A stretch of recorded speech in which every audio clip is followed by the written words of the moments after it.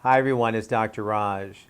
So on today's show, I had the pleasure of interviewing Jane Velez Mitchell, and she wrote this book, Exposed, and it was really all about the Jodi Arias trial. And there was a lot of sexualized behavior that was a significant part of that trial and of what happened. So, well, let's slow down. What exactly is a sexual addiction? And one thing to note is that there is a book called the DSM, the Diagnostic Statistical Manual, that's used in the psychiatric world that establishes what is a mental disorder and what is not. And you won't find sexual addiction there. Why not? Because we know it can be a big problem clinically for people in their lives. So why isn't it in there? Well, the reason it's not in there is because there's not enough research that helps us say yes, in black and white, on paper, that this is a significant problem, hence a disorder. Now, clinically, we know for the clinician practicing that this can be a problem for people we see and treat. So, but you won't find this in the DSM, and recently the DSM-5 came out, but you won't see it in there.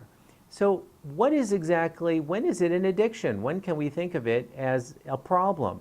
Well, one way I want you to think of it is that anything that becomes an organizing principle in your daily life, well, that sounds like that could become a problem. So if it's a substance, such as opiates or cocaine or alcohol, that becomes the organizing principle, well, that can become an addiction. Now, if there's enough research there, then that establishes that in black and white and on paper, well, we include it in the DSM.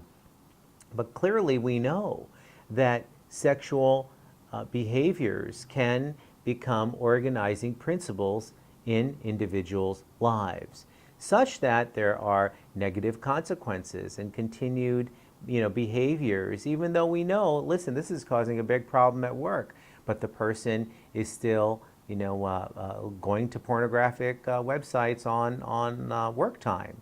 In fact, I was surprised to learn that 1 out of every 4, or 25% of search engines are looking for pornographic material. That's amazing that 25% of the time people are entering in terms looking for pornographic materials. It's quite shocking, actually. Now, again, so you want to think about the organizing principle and how significant of a problem it becomes in an individual's work life, in their play life, and in their love life, right? And one can become tolerant of such sexual behaviors to the point where maybe somebody's masturbating 8 or 10 times a day. Well, obviously that's not healthy, and that gets in the way of normal functioning, right? And also, a great deal of time is spent in activities that support that behavior. So that's the way you can think about a sexual addiction.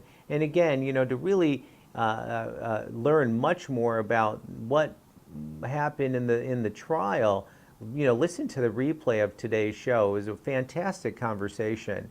And it was really, again, an honor to have Jane Velez Mitchell on the show, really bringing this into everybody's minds of how significant this can become a problem.